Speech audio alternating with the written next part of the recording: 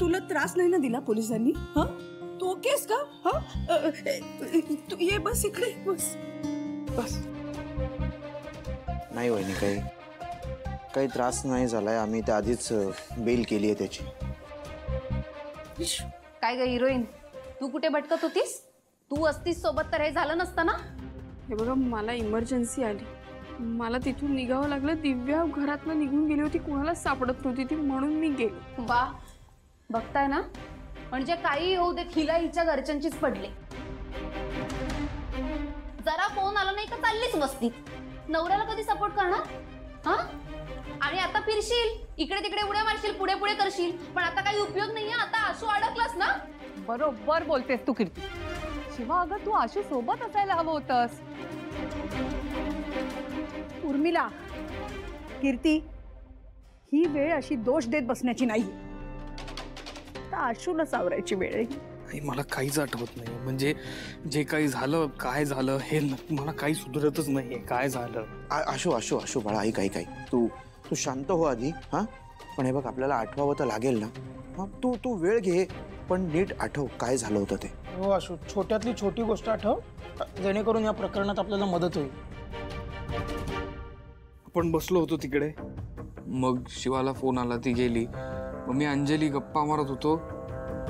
तिला खूप चढली होती, तिने इतकी दारू प्यायली होती, तिला चालता येत नव्हतं. मग मी तिला म्हटलं की आपण तुला घरी सोडू, आपण आता थांबवू आणि उद्या काम पण आहे तर घरी जाऊ. तर ती म्हटली नाही, माझी हॉटेल रूम आहे इथे. मग मी म्हटलं ठीक आहे, मला दाखव तुझी हॉटेल रूम, तिकडे तुला सोडतो. कारण तिला चालताच येत नव्हतं. मग काही नाही, मग आम्ही चालत चालत गेलो हॉटेल रूमच्या इथे. तर माझा हात सोड, मी तिला म्हटलं.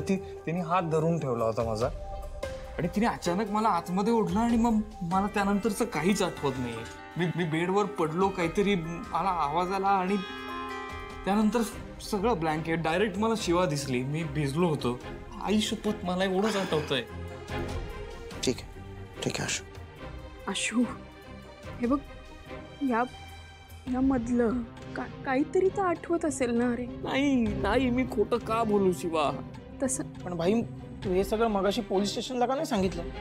अंजा, मी परिस्थितीतच नव्हतो. मला आत्ता सुधारतंय जरा थोडंसं, तरी मला अजूनही थंडी वाजते खूप, आणि माझं डोकं दुखतंय. तिथे तर मी शुद्धीतच नव्हतो पोलीस स्टेशनमध्ये. सुहास, हे सगळं जे घडतंय त्यात तुझा काही संबंध नाहीये ना? अजिबात नाही. पण तुला माहिती ना, होरायझन कंपनीचं आपल्या कंपनी बरोबरचं डील कॅन्सल झालंय. त्यामुळे ते कुणाबरोबर तरी डील करणार, एवढं नक्की.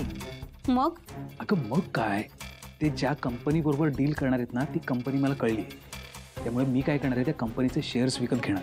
आणि एकदा का यांचं डील फायनल झालं ना, की त्या कंपनीचे शेअर्स काहीच्या काही पटीने वाढतील.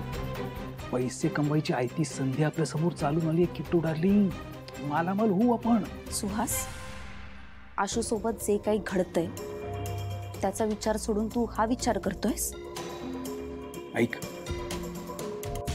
या घरातले ना आधीच मला कोणीही किंमत देत नाही. आणि आता जर मला पैसे कमवायची समोरून संधी चालून येते ना, तर ते पैसे मला कमवू देत. राहतो प्रश्न तुझ्या भावाचा. त्याचं काय होतंय काय नाही, मला काही पडलेली नाहीये. सुहास, जेवढं सांगतोय तेवढं कर. नमूद करताना अत्यंत खेद होतोय की देसाई ऑटोमोबाईल बरोबर होणारं आपलं डील आम्ही रद्द करतोय. कारण त्यांचे एमडी आशुतोष देसाई हे एका मोलेस्टेशन केसमध्ये निर्दोष आहे.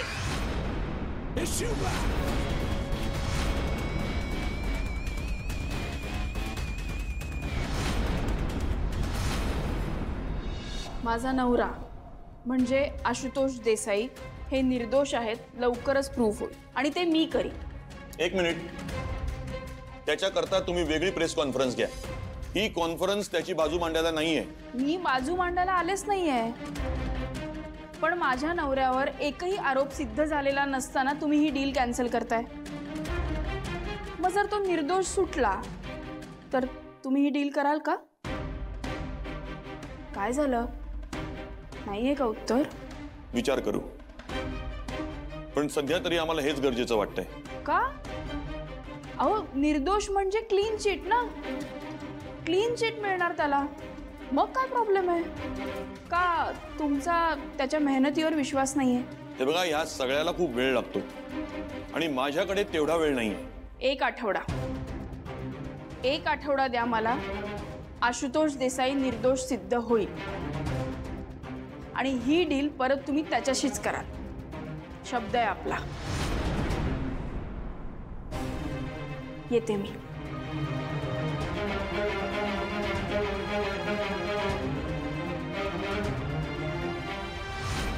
पण तू तुझं छकुला असणं कधी सोडू नको. शिवा, ती मुलगी असं का वागली असेल? ती फक्त बावली आहे रे. म्हणजे तिला नाचवणारे हात वेगळेच आहेत.